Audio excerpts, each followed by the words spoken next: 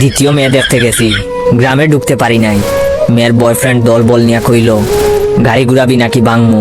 তৃতীয় মেয়ে দেখলাম, বিয়ে প্রায় কনফার্ম, কেনাকাটাও শেষ।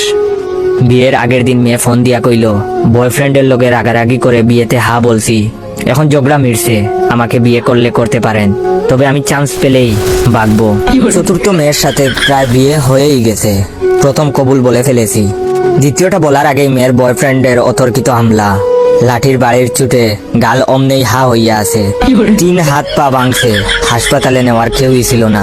পঞ্চম মেয়েকে দেখতে আমাকে হাসপাতালে রেখেই বাপ মা মেয়ে দেখতে গেছে। মেয়ের বয়ফ্রেন্ড হাসপাতালে আইসা আমার বাকি পাটাও ভাঙছে। আপনারা আরো অ্যারেঞ্জ ম্যারেজের আশায় পয়সা থাকেন, প্রেম কইরেন না।